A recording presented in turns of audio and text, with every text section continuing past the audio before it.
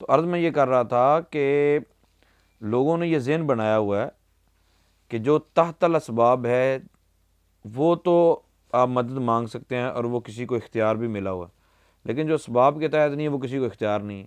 حالانکہ اللہ تعالیٰ کے جو انبیاء ہیں اللہ تعالیٰ نے ان کو طاقتیں ہی ایسی عطا فرمائی ہیں جو تحت الاسباب نہیں ہیں، فوق الاسباب بھی طاقتیں عطا فرمائیں، تبھی تو وہ معجزہ ہے۔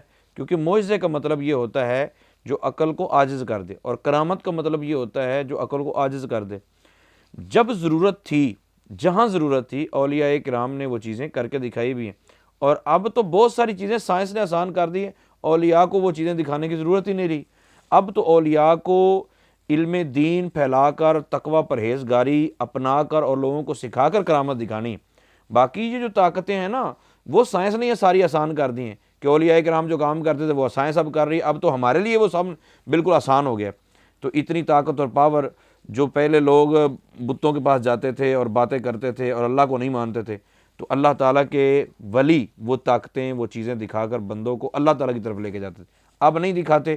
اس کی لاجک یہ ہے کہ اب لوگوں کو وہ چیزیں منوانا کہ دیکھو اتنا سا میموری کارڈ ہے اور اس کے اندر یہ ثابت کروانا کہ اس میں اتنا کچھ آ جائے گا، تو بندہ مان رہا ہے۔ اب ولیوں کو ثابت کرنے کی کوئی ضرورت نہیں ہے، بندہ پہلے ہی مان رہا ہے۔ اس لیے اولیاء کی کرامات اب کس معاملے میں ہوتی ہیں؟ میرے شیخ طریقت امیر اہل سنت دامت برکاتہم العالیہ کو دیکھ لیجئے، اب لوگوں کو نیک بنایا جاتا ہے۔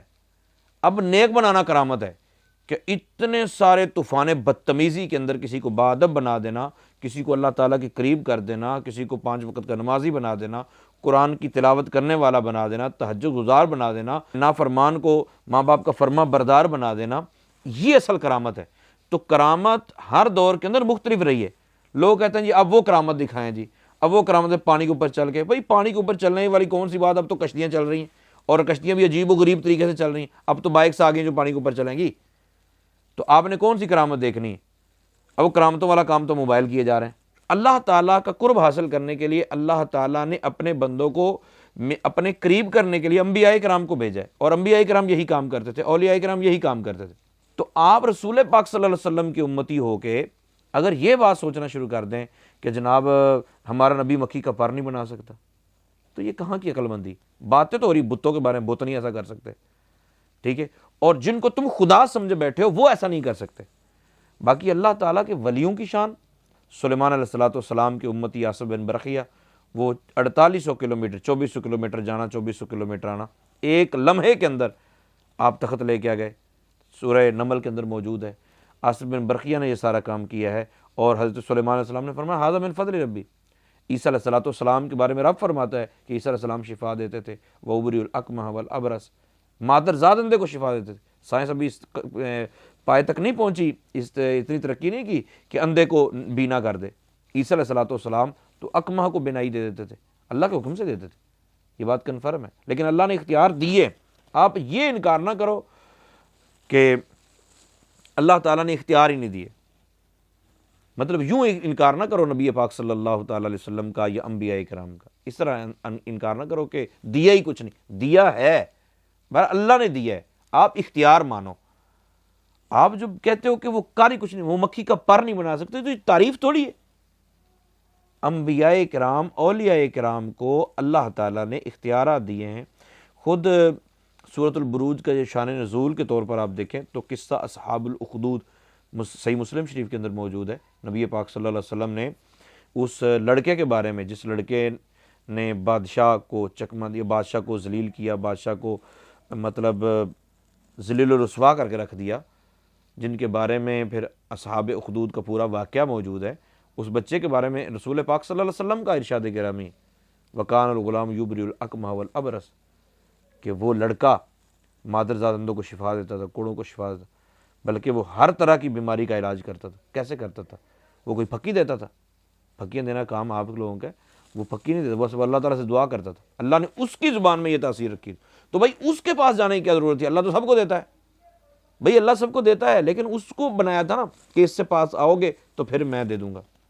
ایسے ہی اللہ تعالیٰ کے پیاروں کے بارے میں یہ عقیدہ ہم نے رکھنا چاہیے کہ سب کچھ اللہ ہی دیتا ہے۔ کوئی بندہ بھی یہ عقیدہ نہ رکھے کہ اللہ تعالیٰ کے علاوہ کوئی اور دیتا ہے، اللہ ہی دیتا ہے، لیکن اللہ تعالیٰ کسی کو ڈائریکٹ نہیں دیتا۔ ہاں یہ بھی اعتراض ممکن نہیں ہے کہ ہم کہیں جی اللہ تعالیٰ کر نہیں سکتا، بھائی کر سکتا ہے لیکن کرتا نہیں ہے نا، ہم نے تو یہ دیکھنا ہے۔ اختیارات کی جہاں تک بات ہے، دیکھیں کائنات کی ساری کائنات کے خزانے جو ہیں وہ زمین میں ہیں، ٹھیک ہے، اور زمین کے جتنے خزانے ہیں ان کی چابیاں اوتیت مفاتیح خزائن الارض، رسول پاک صلی اللہ علیہ وسلم نے فرمایا سارے خزانوں کی چابیاں اللہ تعالیٰ نے مجھے دے دیں۔ اب جس کو اللہ تعالیٰ نے چابیاں دے دی ہیں ہم اس سے مانگ نہیں سکتے، ہم اس کو کہیں کہ وہ اس کو کسی چیز کا اختیار ہی نہیں ہے۔ اللہ کہہ رہا ہے میں نے اختیار دیا، میں نے سارے جہان کے خزانے دے دیے، خزانوں کو چابیاں دے دیں۔ بھائی اللہ نے کیوں چابیاں دے دیں؟ کل بروز قیامت اللہ تعالیٰ اپنی شان کے لائق سامنے موجود ہوگا، پھر بھی امتیں انبیاء کرام کے پاس جائیں گی، اولیاء کرام کے پاس جائیں گی۔ کیوں جائیں گی؟ بھائی انبیاء اور اولیاء کے پاس جانا ایسے ہی ہے جیسے رب کے پاس جانا۔ بخاری شریف کی روایت سے ثابت ہے، 3 بندے سرکار کی بارگاہ میں آئے تھے، ایک آگے آ گیا، ایک پیچھے ہی بیٹھ گیا، ایک واپس چلا گیا۔ نبی پاک صلی اللہ علیہ وسلم نے فرمایا ایک بندہ اللہ تعالیٰ کے قریب آیا، اللہ تعالیٰ سے پناہ مانگی، اللہ تعالیٰ نے اسے پناہ دے دی۔ ایک بندہ نے اللہ تعالیٰ سے حیا کی، اللہ نے اس سے حیا فرمایا۔ ایک اللہ سے منہ موڑ کے چلا گیا، کمال نہیں؟ نبی پاک صلی اللہ علیہ وسلم کی طرف آنا، اللہ کی طرف آنا، مہاجرن الی اللہ و رسولہ، قرآن پاک میں ہجرت کر کے بندہ اللہ کی طرف تو جا ہی نہیں رہا، ہجرت کر کے تو مدینے کی طرف جا رہا تھا، تو مدینے کی طرف جانا اللہ کی طرف جانا، اولیاء کا کرنا اللہ کا کرنا ہے۔ ہاں بتوں والے معاملات الگ ہیں، اللہ تعالیٰ کے علاوہ کسی کو معبود سمجھا جائے تو وہ پھر ٹھیک نہیں ہے، تو معبود سمجھنا یہ جائز نہیں ہے۔ اگر اللہ کا بندہ سمجھا جائے تو اللہ تعالیٰ نے تو بندوں کو بڑے اختیار دیے ہیں۔ اوتیت من کل شیء، ملکہ بلقیس کو ہر چیز عطا کر دی گئی، اوتینا من کل شیء۔